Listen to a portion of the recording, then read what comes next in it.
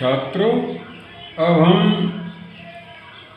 जगन्नाथ दास रत्नाकर जी द्वारा रचित उद्धव प्रसंग का भाग 2 का अध्ययन करेंगे और पहले इसका वाचन करेंगे और फिर इसकी व्याख्या करेंगे।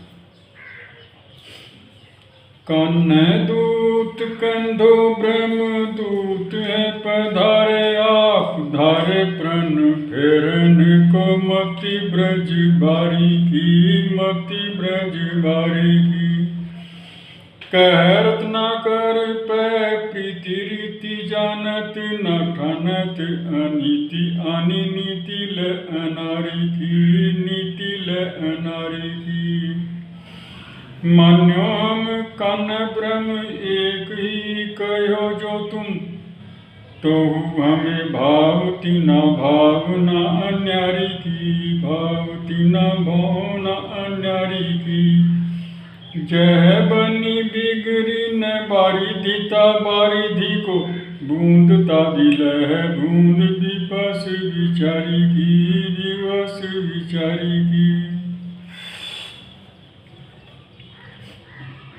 गोपियां कह रही हैं इसमें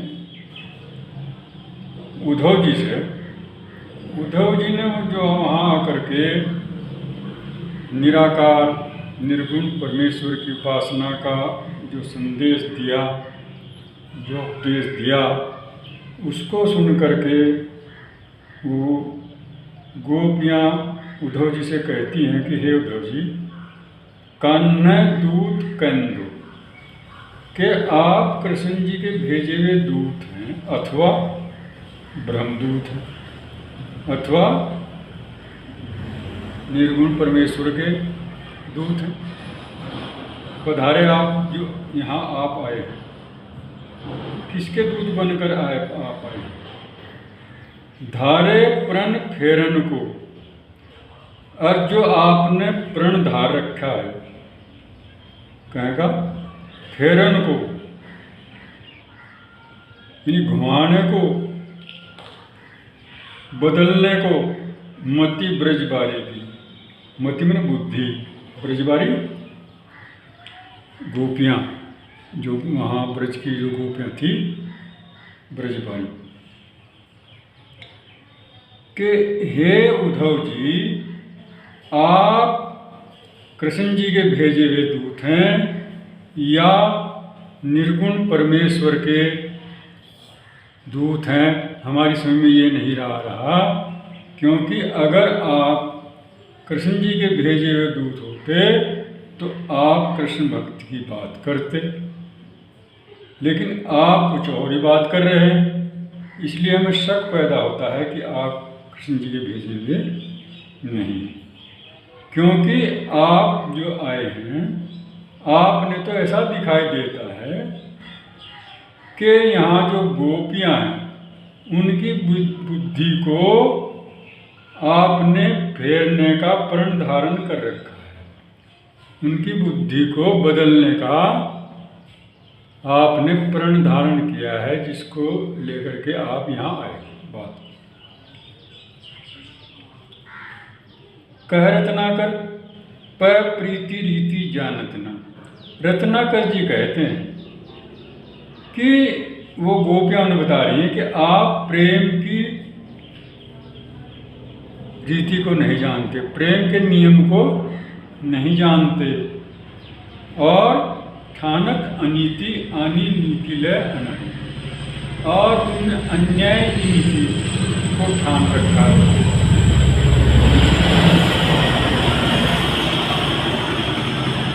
आप अन्याय कर रहे हैं, आनी नीति ले अनाड़ी, और एक अनाड़ी की, अनाड़ी तात्पर्य मूर्ख की नीति को धारण कर रखा है, क्योंकि आप हमारे साथ अन्याय कर रहे हैं, आप प्रेम की रीति को नहीं समझते, इसलिए आप अनाड़ी के समान हैं, मूर्ख के समान हैं। मान्यो हम एक, कान में ब्रह्म एक ही कहो तो तुम। आपने जो कहा है कि कृष्ण जी और ब्रह्म एक ही है। जैसा कि आपने कहा है, इस बात को अगर हम मान लें, मान्य हम मान लें, तो भी हमें भावतीना भावना अन्यारी की, हमें ये एकत्व की भावना कि दोनों एक हैं, ब्रह्म भी और आत्मा और परमात्मा एक हैं, तो ये भावना हमें, ये विचार हमें अच्छा नहीं लगता, हमें भाता नहीं। क्यों? जैसे बनी बिगड़ी न बारिदिता बारिदी हो, बूंदता बिलह बूंद विवश बिचारी। बिगड़ी माने बिगड़ी, जिस प्रकार न तो बनती है न बिगड़ती है। बारिदिता असीमता, यानी उसका बड़प्पन, किसका? समुद्र का बड़प्पन, उसकी असीमता, नहीं बढ़ती न घटती है। कहीं से? बूंदता बिलय है, अगर बूंद उसमें मिल जाए समुद्र में, तो न तो समुद्र बढ़ता है न घटता है। लेकिन बूंदता, बूंद में अस्तित्व, बूंद का अस्तित्व समाप्त हो जाता है और वो समुद्र में मिल करके वो पूरी की पूरी ही समाप्त हो जाती है, उसका कोई अस्तित्व नहीं रहता। इसलिए आत्मा और परमात्मा को जो आप एक मानते हैं, तो वो भावना हमें अच्छी नहीं लगती। जिस प्रकार कृष्ण जी की भक्ति हम कर रहे हैं, हमें उसी में आनंद आता है। हम निर्गुण ब्रह्म की उपासना को स्वीकार नहीं करते, ऐसा उन्होंने कहा।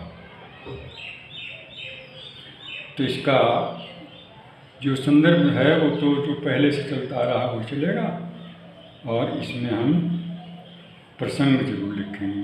प्रसंग क्या लिखेंगे कि उद्धव ने अपने उपदेश में ब्रह्मवाद और आत्मा तथा परमात्मा की अभेदता का प्रतिपादन किया। गोपियाँ उसका विरोध करती हुई उन्हें अपने अस्तित्व के विनाश का कारण मानती है कि इससे तो हमारा विनाश हो जाएगा जब हम उसमें मिल जाएंगे। और इसका काव्य सौंदर्य, इसमें भाषा परिभाषा है, अलंकार, अनुप्रास, यमक, सलेश, दृष्टांत आदि, रस, विप्रलंब और शब्दशक्ति, दक्षिणा और व्यंजना, गुणमाधुर्य और छंद, मन हरण सवैया। इस प्रकार इसका अध्ययन समाप्त। अब हम 5वां नंबर इसका वाचन करते हैं। चिंतामणि मंजुल पंवारी धूर धारणी में कांच मन मुकुर सुधारी राखी भो कहो, सुधारी रखी भो कहो। कह रत्ना कर वियोग आग सारन को, उदोहाय हमको बयारी भखी भो कहो, बयारी भखी भो कहो। रूप रसहीन जाई निपट निरूपी चुके, ताको रूप ध्याई भो और रस चखी भो कहो, रस चखी भो कहो। ऐते बड़े विश्व माही हेरे ऊन पह जाई, ताही त्रिकुटी में नैन मूंदी लखी भो कहो, नैन मूंद लखी भो कहो। गोपियाँ कह रही हैं कि चिंतामणि मंजुल पंवारी धूर धारणी में, कि आप जो अपने उपदेश में ये बात कह रहे हैं कि चिंतामणि जो मणि है और बड़ी अच्छी है, सुंदर है, उसको तो उसको फेंक करके धूल में, उसे तो धूल में फेंक दो। चिंतामणि को। कांच मन मुकुर सुधारी रखियो। और कांच मन मुकुर, अपने मन रूपी दर्पण में कांच को सुधार कर रख लो। और फेंक दो किसे? चिंतामणि, जो बहुत कीमती है, उसका आप फेंक दो। तात्पर्य कहने का है कि वो ये कह रही हैं कि कृष्ण की भक्ति रूपी चिंतामणि जो है, आप उसको छोड़ करके और अपने मन में निर्गुण ब्रह्म की उपासना रूपी कांच को धारण कर लो, जो कि असंभव है। कह रत्नाकर वियोग आग सारण्य को। रत्नाकर जी कहते हैं कि वियोग आग सारण को, आप कहते हैं कि आग का शमन करने के लिए, आग बुझाने के लिए, उधो हाय हमको भयारी बखी हो। हे उधो, बड़े अफसोस की बात है, हम दुखी है कहते हैं कि आप हमें कहते हैं कि आग को हवा का सेवन कीजिए। हवा से तो कोई भी आग बढ़ती है, आग जलती है, बुझती नहीं है। तो इसमें क्या तात्पर्य है कि वो ये कहते हैं कि आप शांति प्राप्त करने के लिए, जो आपके अंदर वियोग, कृष्ण जी के प्रति वियोग हो रहा है, उसको दूर करने के लिए आप योग साधना करो, जिसमें प्राणायाम वगैरह के द्वारा आप वायु का सेवन करेंगे और जिससे आपके मन को शांति मिलेगी। भला ऐसे कैसे हो सकता है? आग में तो हवा से और बढ़ोतरी होती है, वो शांत नहीं होती है। ये भी बात आपकी ठीक नहीं। रूप रस हीन जाहि निपट निरूपी चुके। और हे उद्धव, जिसका न रूप है, अर्थात निर्गुण परमात्मा के लिए कहा गया है, और जिसमें न कोई रस है, इससे वो हीन है। जो बिल्कुल निरूप है, बिल्कुल निराकार है, उसका कोई शकल नहीं है, निरूपी चुके ताको रूप धाइव्य। और जिसका कोई रूप ही नहीं है, उसके लिए कह रहे कि उसको ध्याइए, उसकी उपासना कीजिए, उसका ध्यान कीजिए और रस चखिए, और उसका रस चखिए, खाइए। रस मतलब आनंद, उसमें आनंद लीजिए। तो ये भी असंभव है, क्योंकि जिसका न कोई में कोई रूप है और न जिसके कोई अंदर रस है, उसका रूप कैसे देख लेंगे और कैसे उसके रस का आनंद ले लेंगे? ऐते बड़े विश्व माही हेरे हूँ न पै जाए। और जो इतने बड़े संसार में, इतने बड़े भूमंडल में, जिसकी हम खोज नहीं कर सकते, जिसको हम नहीं देख सकते, प्राप्त कर सकते, ताही त्रिकुटी में नैन मूंदी लखियो को। और उसको आप कहते हैं कि आप अपनी त्रिकुटी में नैन मूंद करके, आंखें मूंद करके लखियो देखिए, ये बात कहते हो। यानी जो पूरे संसार में भी जिसे हम नहीं देख सकते, खुली आंखों से आंख खोलकर भी जिसे हम संसार में नहीं देख सकते, न प्राप्त कर सकते हैं, ना देखते हैं, उसे आप कहते हैं कि आंख मूंद कर उसे आप त्रिकुटी में देख लीजिए। लीजिए अपनी, वहाँ उसका ध्यान लगाइए त्रिकुट में, और वहाँ उसके दर्शन होंगे। भला ये कैसे संभव है? ये आपकी सब बातें असंभव, ये हमको स्वीकार नहीं।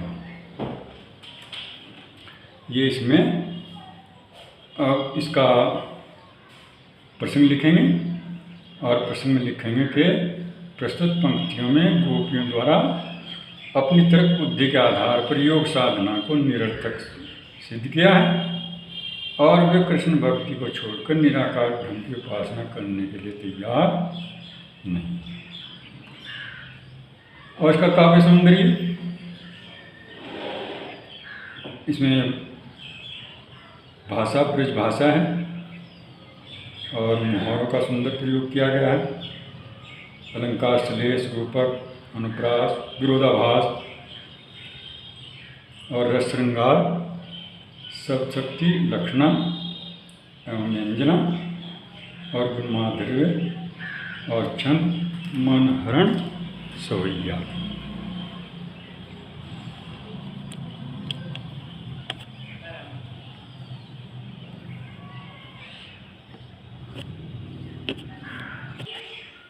अब हम